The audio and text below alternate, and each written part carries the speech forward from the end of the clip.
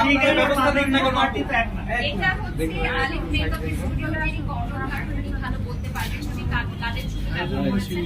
আমার ছবি উনি ব্যবহার করেছেন, আমি এসেছি না। আমরা যারাই এসেছি আমাদের কাউকে কিন্তু পেমেন্ট করে আনা হয়নি। ফার্স্টে আজকে আমি যেটা বলবো, আপনাদের সবাইকে দেখে আমি অনেক ইমপ্রেসড হয়ে গেছি। আসলে আমার কল্পনার বাইরে ছিল যে আপনারা সাংবাদিক ভাইয়েরা আমার স্টুডিওতে এত মানুষজন হবে, যেটা আমি আসলে কল্পনা করতে পারিনি। আর যদি হচ্ছে টাইমটা একটু আমার মিসম্যানেজমেন্ট হয়েছে, তারপরেও যে আপনারা এত লম্বা সময় ধরে অপেক্ষা করতেছেন, এজন্য ভাইয়া সত্যি থ্যাঙ্কস সবাইকে এর জন্য। আর কিছুক্ষণের মধ্যে আমাদের যারা সম্মানীয় গেস্ট আছেন তারা সবাই কিন্তু চলে আসবে। যদিও আপনারা জানেন রাস্তার মধ্যে অনেক জ্যাম, যার কারণে একটু ডিলে হচ্ছে। তো আপনারা একটু কম্প্রোমাইজ করে নেবেন, আজকের দিন ওরা চলে আসবে। বলেন ভাই, যে কোনো প্রোগ্রামে দেরি হলে আমরা জ্যামের উদাহরণটা পাই, এটাও কি সেটা কি করুন কিনা? আর দ্বিতীয়ত আমরা এখানে আসার পর শুনছি যে সকল আর্টিস্ট আসার কথা ছিল, যেমন অপু বিশ্বাস, তিনি অলরেডি দেশের বাইরে। এটা কি আপনাদের হাইপ তোলার জন্য ছিল? না, আসলে ভাই জিনিসটা এরকমটা না। আমি আপনারা জানি না যে আপনারা আমাকে কতটুকু চিনেন। আমি আসলে মিডিয়ার সাথে হালকা পাতলা জড়িত। মিডিয়া বলতে আমার যারা বেস্ট ফ্রেন্ড আছে, যেমন হচ্ছে হয়তো আপনারা জানেন শিরিন শিলা, তারপরে হচ্ছে অপু বিশ্বাস আপুর সাথেও আমার ভালো অনেক সম্পর্ক, নাদিয়া আপু, জয় ভাইয়া, তারপরে অন্তু করিম ভাইয়া। আসলে সবাই ওনারা আমার অনেক কাছের মানুষ। ইভেন আমরা যাদেরকে প্রমোট করেছি তাদের কিন্তু অবশ্যই হচ্ছে আমরা নিয়ে কি বলে তাদের মতামত নিয়ে কিন্তু আমরা প্রমোটটা করেছি, এবং তারা আসবে বলে কিন্তু আমরা জিনিসটা দিয়েছি আমাদের পেজে, আপনারা দেখতে পাবেন।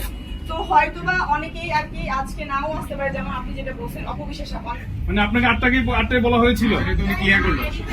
আপনি বলেছেন যে গেস্ট এখন পৌঁছায়নি, আমি সেখানে অপেক্ষা করব কেন? এজন্য আমি গাড়িতে গেস্ট বলতে আপনারা শুধু হুদাই একটা গেস্ট ছবিটা দিয়ে রাখছেন, গেস্ট আসবে কেউ আসবে না। আচ্ছা আমি একটু নাম বলবেন, কে আসবে নাম বলেন, কে আসবে নাম বলেন।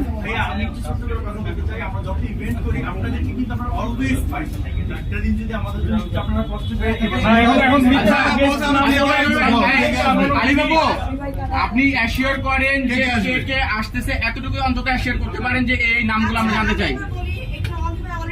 হ্যাঁ, ওকে। আর কে আসবে? শিলা আর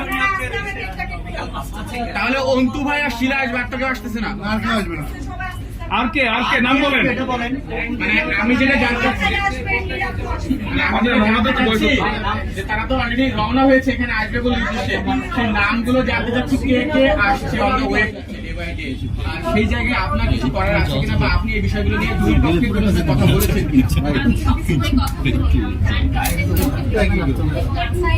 আমি যে জায়গায় আমার যে গুলোর মধ্যে একটি প্রধান হচ্ছে আমি টাইম মেনটেন করি। 5টা মানে আমার কাছে 5টা হতে পারে, আজকে 8টার সময় আসলেন কেন? অপুর সাথে আমার খুব ভালো সম্পর্ক, আমরা জানি। তো অপুর আসার কথা ছিল, উনি নেই। তো পরিস্থিতির ব্যাপারে কিছু জানেন? একটু চুপ থাকি না। অপুদিদির সাথে আমার যখন উনি আমাকে শিডিউল কনফার্ম করলো, যেটা আমাদের বুকিং মানিটা দিয়ে আমাদের শিডিউল কনফার্ম করতে হয়, তো আমার সেদিন অপুদিদির সাথে দেখা হয়েছিল। তো আমি দিদিকে জিজ্ঞাসা করছিলাম, তো দিদি বললেন যে উনি ইনভাইটেশন পেয়েছে এবং ওনাকে বুকিং করারও কথা ছিল, কিন্তু উনি দুবাইয়ে থাকবেন এবং উনি আগামীকাল পর্যন্ত মানে বাংলাদেশে থাকছেন না, এই প্রোগ্রামে অ্যাটেন্ড করতে পারবেন না। কিন্তু ছবিগুলো আগেই ব্যবহার করা হয়ে গেছেন এবং আলিফ মেকআপের স্টুডিওতে এর আগে অপুদিদি অ্যাজ আ মডেল কাজ করেছিলেন বিধায় তার মেকআপ করা ছবিগুলো ইউজ করেছে ওদের পেজ। এখানে আমরা যারাই এসেছি আমাদের কাউকে কিন্তু পেমেন্ট করে আনা হয়নি।